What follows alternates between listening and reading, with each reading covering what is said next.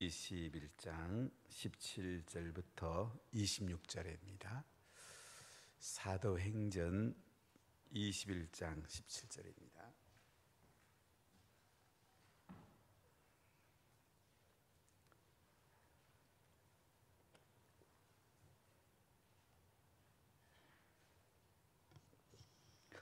예루살렘에 이르니 형제들이 우리를 기꺼이 영접하거늘 그 이튿날 바울이 우리와 함께 야고보에게로 들어가니 장로들도 다 있더라.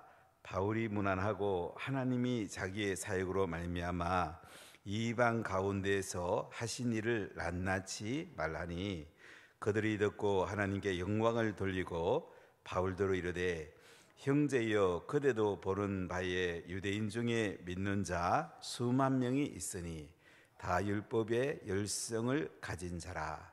내가 이방에 있는 모든 유대인을 가르치되 모세를 배반하고 아들들에게 할 일을 행하지 말고 또 간섭을 지키지 말라 한다 함을 그들이 들었도다. 그러면 어찌할꼬? 그들이 필연 그대가 온 것을 들으리니 우리가 말하는 그대로 이대로 하라. 서원한 네 사람이 우리에게 있으니 그들을 데리고 함께 결례를 행하고 그들을 위하여 비용을 대어 머리를 깎게 하라. 그러면 모든 사람이 그대에 대하여 들은 것이 사실이 아니고 그대도 율법을 지켜 행하는 줄로 알 것이라.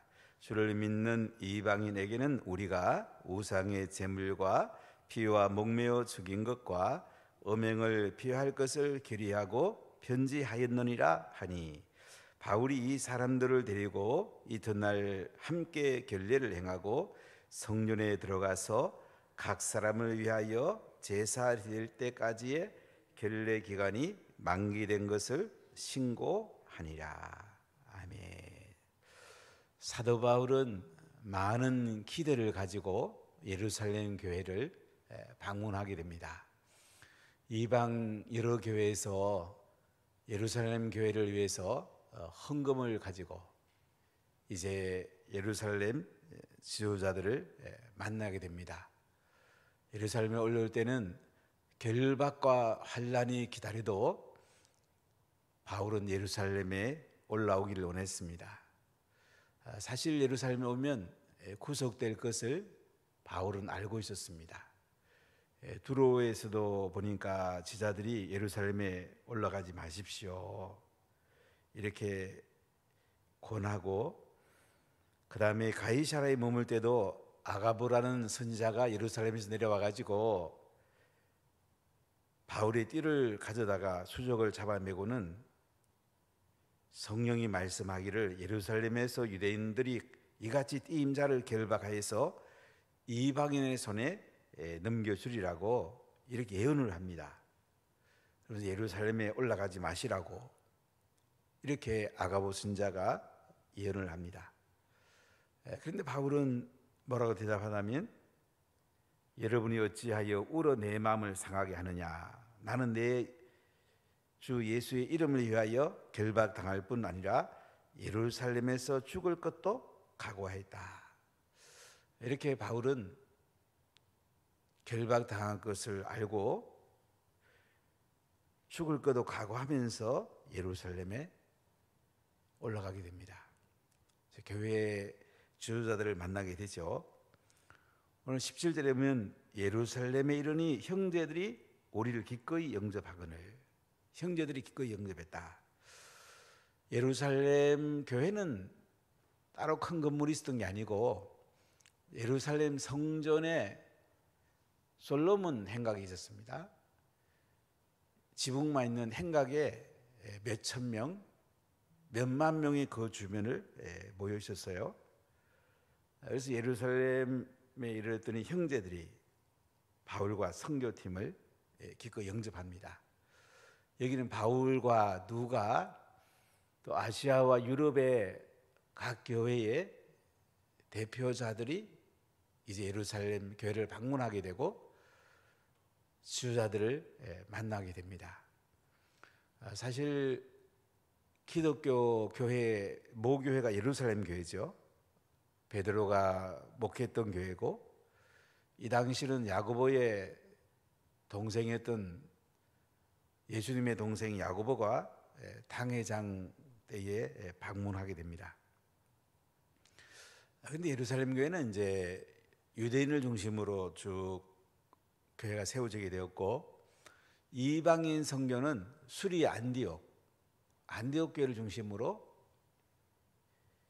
바울과 바나바, 실라 등을 선교사로 파송해서 터키와 마케도니아와 그리스 지역에 1차, 2차, 3차 구부로까지 선교 여정이 이어졌습니다. 그리고 바울은 3차 선교여행을 마치면서 이제 예루살렘 교회에 선교 보고하러 올라오게 됩니다.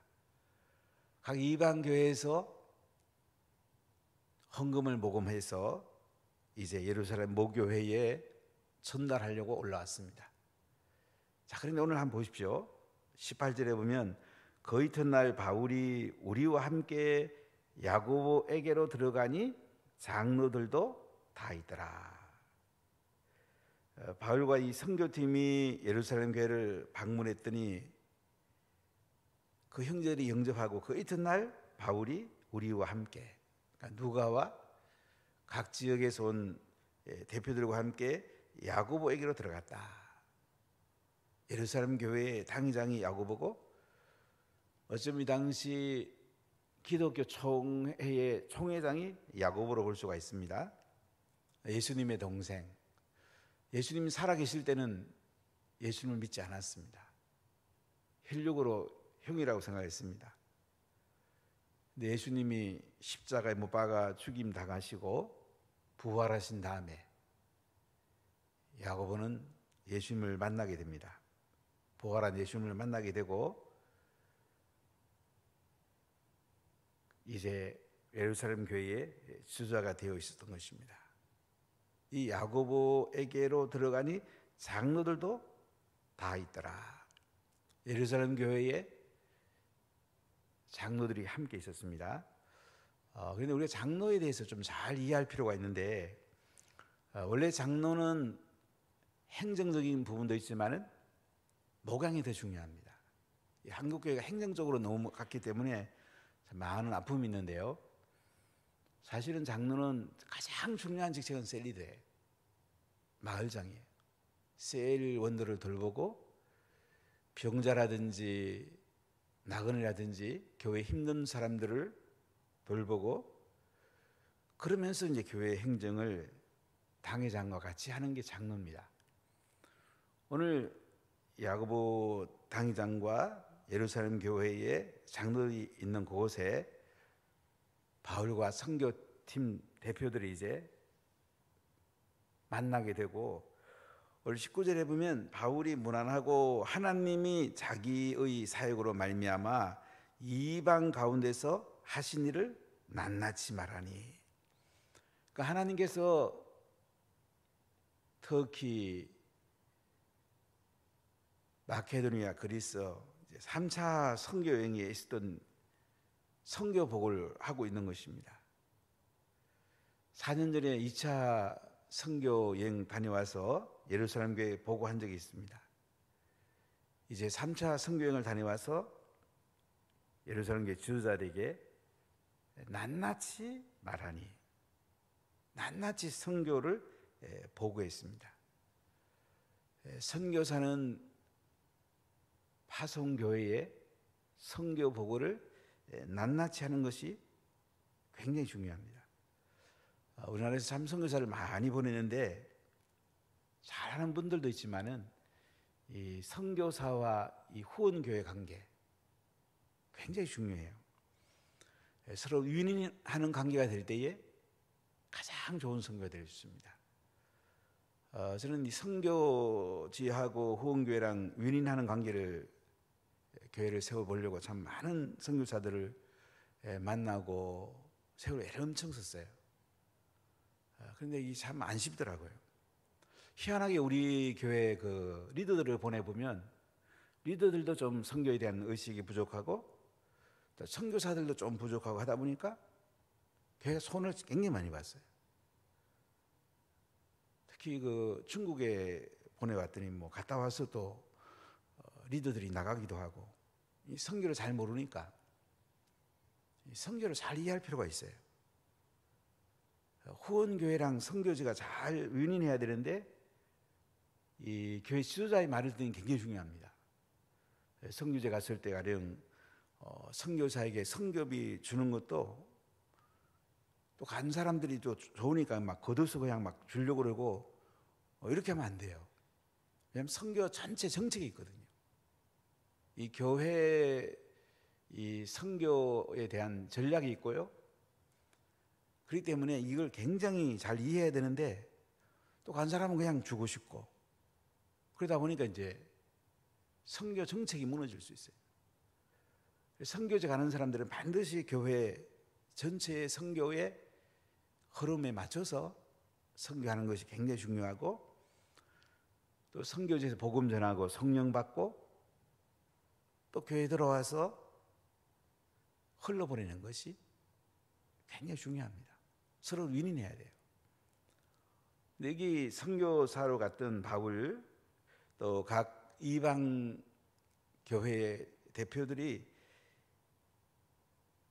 이방 가운데서 행하신 일을 낱낱이 말하니 선교복음을 낱낱이 했다고 그래요. 저희들이 이 선교를 가지고 많이 실험하다가 이제 인도의 안강기 선교사님 만나고는 모든 게 해결됐어요.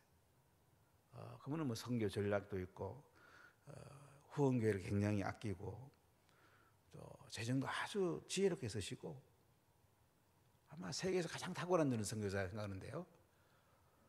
이제는 인도에 가서 안강기 선교사님이랑 같이 선교하면 우리 교회는 세계에서 가장 선교를 잘할 수가 있어요. 이 후원교회랑 이 선교지랑 윈윈하는 교회들이 굉장히 드물어요. 잘 없어요, 사실. 작년에 세계 미전도 종족 선교대회에 제가 강의를 하게 됐는데 많은 사람들이 저한테 피드백을 줬어요. 어떻게 그렇게 선교를 놀랍게 하냐고. 대형 교회들도 선교를 잘하는 게 잘 없습니다. 왜 그럴까 가지고 많이 실험해 봤는데 선교지랑 후원교회가 서로 세워지고 지난번에 우리 선교사님 그 전용성령 오실 때 여러분들이 잘 섬겨 주셔서 참 감사했어요. 파송 선교사님 특히 잘 섬겨줘야 돼. 지금도 전화가 자주 옵니다. 너무 고맙다고, 성도들이 섬겨준 거 너무 감사하다고, 새 힘을 얻었다고. 사모님이 이제 건강이 안 좋으셨는데 미안해서 자꾸 안 있으려고 그러시는 걸 제가 좀 강권했어요. 회복돼야지 가서 선교할 거 아니냐고. 꼭 머물러 달라고 그래서 이제 저희에 머물면서 여러분들이 한 분 한 분이 정성껏 섬겨준 거 정말 감사하게 생각합니다. 선교사 힘을 얻어야 다시 선교지가 살거든요. 그러니까 서로 윈윈해야 돼요. 그런데 여기 바울과 그 선교팀들이 이제 낱낱이 말을 했는데 보세요. 20절에 뭐라고 하냐면 그들이 듣고 하나님께 영광을 돌리고 바울대로 이르되 형제여 그대도 보는 바에 유대인 중에 믿는 자 수만 명이 있으니 다 율법의 열성을 가진 자라. 근데 예루살렘 교회의 그 반응은 하나님께 영광 돌리는 까지는 참 좋은데요. 그 다음에 야고보 당회장과 그 장로들의 이야기가요 상당히 바울의 마음을 아프게 하고 있는 걸 볼 수가 있습니다. 왜냐하면 형제여 그대도 보는 바에 유대인 중에 믿는 자 수만 명이 있으니 다 율법의 열성인 자라. 저 무슨 얘기를 하려고 합니까? 바울의 선교 보고에 만족해하고 헌금 전달에 감사하고 기뻐하고 이 뜨거운 열기가 지금 예루살렘 교회에서 없는 거예요. 예루살렘 교회가 어떤 교회입니까? 오순절에 성령이 충만히 많은 교회고 베드로가 설교했을 때 3,000명이 회개한 교회고 그 뒤에 나면서 못 걷게 된 사람이 예수 믿고 나서 5,000명이 예수 믿고 수만 명이 지금 예수 믿는 초대형 교회입니다. 그런데 이 교회가 싸늘하게 식어 있는 것을 볼 수가 있어요. 이제 교회가 세워진 지 20년 정도 되었습니다. 사실 교회가 세워져서 20년 넘어도 뜨거운 교회가 많지 않아요. 한 10년까지는 뜨거울 수 있는 것 같아요. 근데 그들이 점점 식기가 쉬워요. 저는 작년에 코로나가 와서 제가 제일 긴장했던 건 하나님, 교회 동력이 꺼지면 안 됩니다. 어쩐지 우리가 기도하고 교회 동력이 계속 이어지게 해주세요. 사실은 그 기도를 제일 많이 했어요.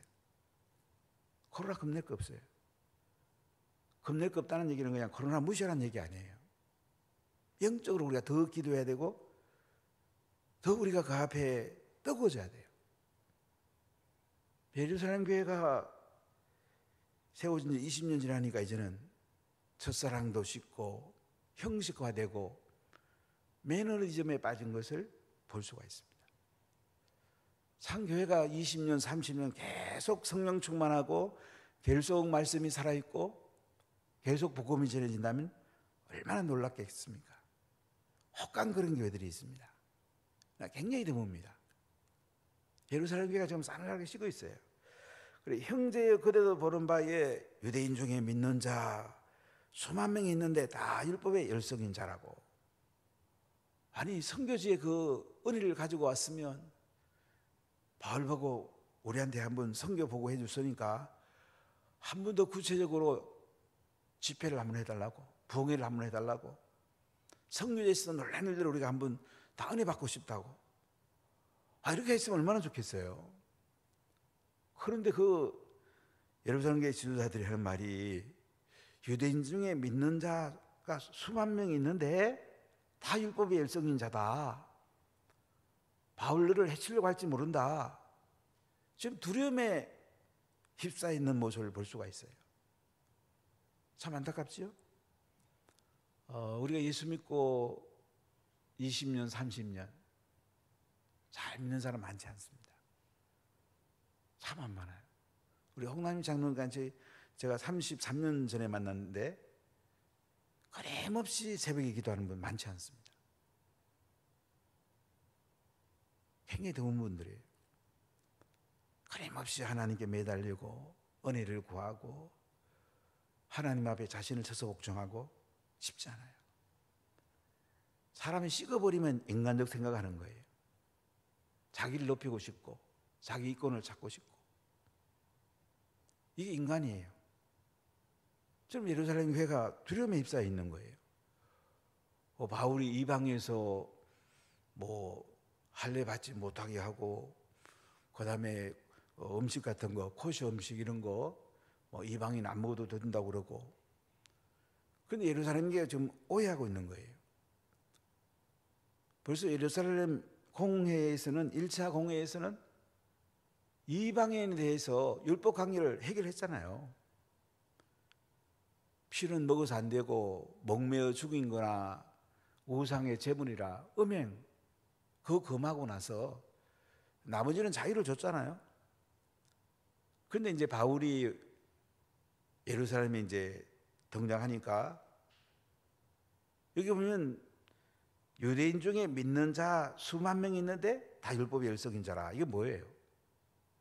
예수 믿는 사람들이에요. 율법의 열성인 사람이에요. 이런 사람까지도 바울을 해치려고 하는 걸 볼 수가 있어요. 자, 그 다음 한번 볼까요?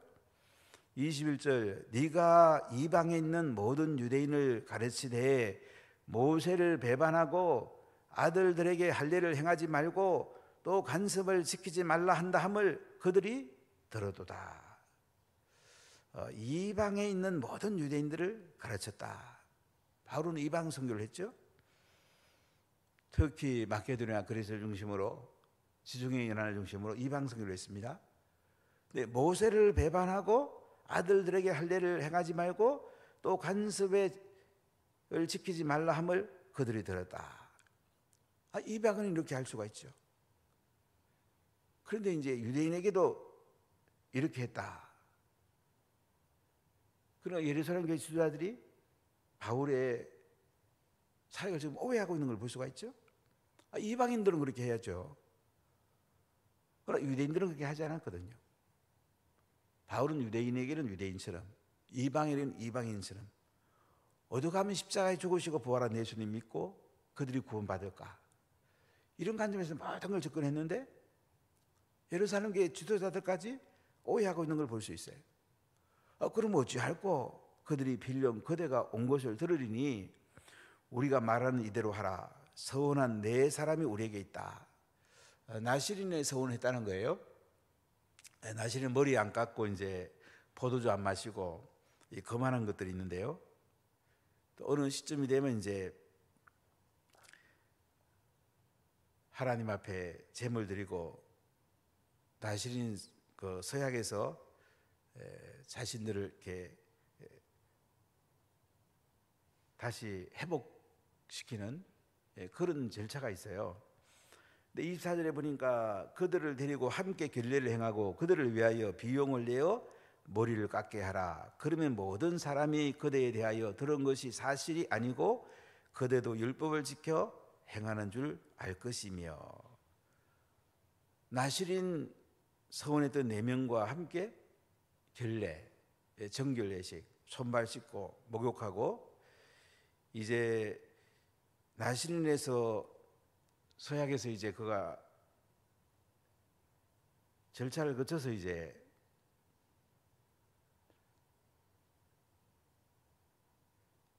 해야 되는데요. 머리 깎는 비용도 들고 재물 드는 비용도 들거든요.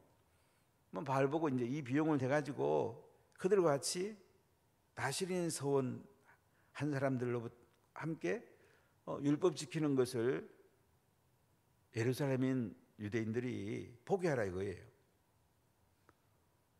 예루살렘 교회 지도자들이 바울을 오해하고 있었고 율법 안 지킨 거에 대해서 이방인들에게 얘기한 건데 유대인에게 한 것을 오해하면서 나시린의 서원에서 나오는 이 사람들하고 함께 그 절차를 행하라고 이렇게 권하는 걸 볼 수가 있습니다.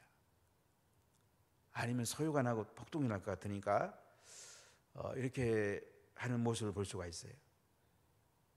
참 안타까운 거죠. 저는 이제 목회를 해보니까요, 정말 우리가 평생 새벽기도 다니면 참 좋겠다. 평생 가정식당 예배드리고 평생 새벽기도 다니면요 평생 성령 충만할 수 있어요. 여기 나온 분은 다 그렇게 하시기를 축복합니다. 그게 내가 사는 길이에요. 가정이 사는 길이에요. 복음의 뜨거움이 계속 전달될 수 있어요. 사람이 자기 힘으로 뭐 하거든요. 하나님 은혜가 흘러들어오지 않으면 사람들은 말하는 것도 세상 말하고요, 또 자기 이익을 위해서 말하고요, 자기 중심으로 행동하는 거예요. 하나님 은혜가 흘러들어오면, 성령의 충만한 기름이 들어오면 은혜를 나누게 되고 복음 전하고 싶어하고 다른 사람을 살리고 싶어하고 자녀를 말씀 같은 자로 살리고 싶어하고. 하나님의 은혜가 흘러들어오는 것보다 더 중요한 건 없어요. 뭐 하나님께로서 뭘 받아야지 우리가 흘러보내지, 하나님으로부터 안 받고 뭘 어떻게 흘러보내겠어요. 예루살렘 교회가 살아나게 식어 있는 참 안타까움을 볼 수 있어요. 이 당시 교회 중에 가장 큰 교회였고 가장 중심 교회였고 모교회가 지금 식어 있는 거야. 그래가지고 바울 보고 함께한 사람들 보고 율법 지키는 것을 그 나시린 서운한 사람들과 함께 이제 제물 드리면서 그걸 보여주라 이거예요. 자, 그럼 25절 보세요. 주를 믿는 이방인에게는 우리가 우상의 제물과 피와 목매어 죽인 것과 음행을 피할 것을 계리하고 편지하였느니라 하니. 예루살렘 총회에서 이제 그렇게 했죠. 우상의 제물 먹지 마라, 피 먹지 마라, 목매어 죽은 거 먹지 마라. 이것은 이제 음식과 관련이 되어 있습니다. 우상의 제물이야 이제 우상 숭배하면 안 되는 거고, 목매어 죽인 거는 이제 유대인들은 코시 음식을 먹는데 반드시 피를 빼고 이제 짐승을 잡게 돼 있어요. 목매어 죽이면 피를 빼지 않고 죽인 거기 때문에 이 고기는 먹지 않습니다. 그다음 피는 생명의 생이기 때문에 먹지를 않았어요. 그러나 이방인들에게 이제 유대인과의 교제를 위해서는 이 피와 목매게 죽인 거 먹지 말기를 권했고, 우상의 제물을 물론 먹으면 안 되죠. 우상 숭배니까. 음행에 말할 거 없죠. 요거 피하고 이제 할례 안 받아도 되고, 이렇게 이제 이방인에게 전달을 했잖아요. 자, 그 다음 절 보세요. 26절. 바울이 이 사람들을 데리고 이튿날 그들과 함께 길례를 행하고 성전에 들어가서 각 사람을 위하여 제사 드릴 때까지의 결례 기간이 만기된 것을 신고하니라. 바울은 굉장히 지혜롭습니다. 바울은 예루살렘 교회 지도자들이 그렇게 얘기를 하니까 그대로 행합니다. 사실 뭐 안 해도 상관없어요. 바울은 이방인에게는 이방인처럼, 유대인은 유대인처럼 어떡하면 복음을 한 명이라도 더 전할 수 있을까? 성경에 어긋나지 않는 한 형편에 따라서 바울은 그들을 인정하고 세워주는 것을 볼 수가 있습니다. 자, 우리가 복음 전할 때 본질은 지켜야 됩니다. 십자가에 죽으시고 부활한 예수를 전해야 되고, 또 그 다음에 말씀을 우리가 성령 안에서 복음으로 재해석된 말씀이 내 속에 지켜져야 되는데, 그 절차 중에 어떤 것들은 중요하지 않은 것도 많이 있어요. 그런 것들은 상대방 거 따르면 돼요. 그러나 본질은 우리가 훼손하면 안 되죠. 이제 교회가 이제 오래되다 보면 전통 같은 게 생기고 하는데, 좋은 전통을 만들 수 있죠. 그러나 성령이 충만히 임하고 말씀을 우리가 하는데 방해되는 것들은 없애는 것이 우리가 영적으로 사는 길입니다. 오늘 바울은 유대인 기독교인들을 위해서 이제 4명의 나실인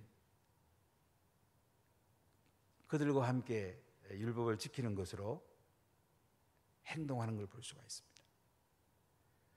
참 바울은 하나님에 대한 마음이 늘 가득했고 성령 충만했습니다.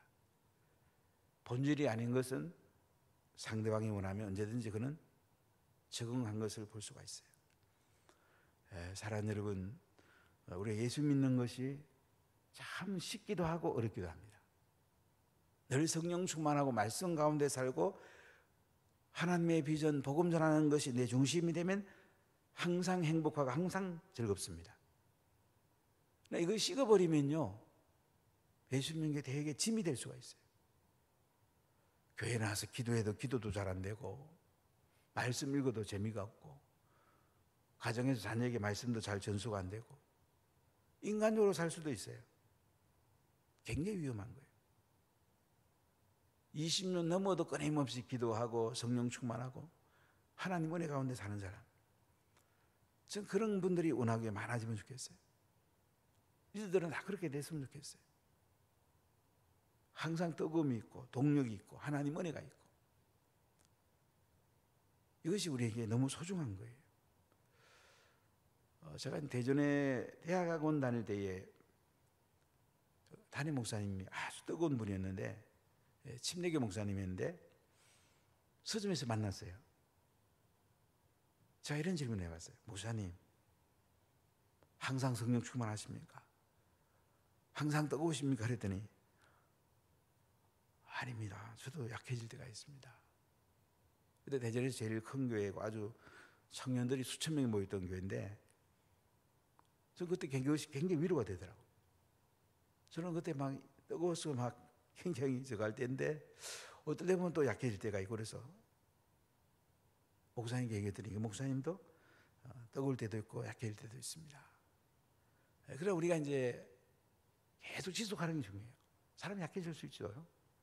그때 다시 벌떡 일어나고 다시 새벽에 나와 기도하고 다시 예배를 제대로 드리는지 기도하는 것이 굉장히 중요해요. 자, 2012년에 영국하고 아일랜드 이 지역에 2달간 거의 교회를 중심으로 다녀봤어요. 주일밖에 문 안 열어요. 수요일도 예배 드리고 금요일도 드리고, 그 뜨거웠던 교회들이 다 이제는 박물관으로 바뀌고 생기가 없어진 거예요. 저는 다름이 계속 제가 뭐라고 하고 있었냐면, 야, 교회가 기도하지 않으면 이렇게 되구나. 복음이 명확하지 않으면 이렇게 되구나. 복음 완전하면 이렇게 되구나. 계속 제가 세 마디 하고 다니더라고요. 여러분, 한국 교회 지금 굉장히 위험합니다. 미국 교회는 맛이 갔습니다. 지금 중국도 많이 약해졌습니다. 인도 지금 일어나고 있습니다. 저는 인도에 있는 성령 충만이 계속 우리 교회랑 연결되고 또 한국 교회로 흘러나가고 대한민국을 살렸으면 좋겠어요. 이 은혜와 성령 충만이 계속 있어야 돼요. 지금 예루살렘 교회가 싸늘하게 식었어요. 바울 말하면 얼마나 아팠겠어요. 여러분, 끝까지 예수님 붙들고 성령 충만하고 형식도 무시하면 안 됩니다. 새벽에 나와서 기도하고 가정식당 예배드리고 교회 공예배들 빠지면 안 돼요. 특히 교회 장로 권사 안수집사가 돼갖고 빠진다면 누가 교회를 지키겠어요, 여러분? 마을장 셀리드가 돼갖고 셀을 안 지키면 누가 지키겠어요? 리더들은 정신을 바짝 차려야 됩니다. 남 살리다가 내가 사는 거예요. 내가 살다가 또 남 살리는 거예요. 가정도 살고 일터도 살고 여러분의 재정도 기름 부음이 있고 교회도 살고 교회 살면 대한민국 살아요. 이렇게 살아야 되지 않겠습니까? 할렐루야. 기도하겠습니다. 하나님 감사합니다.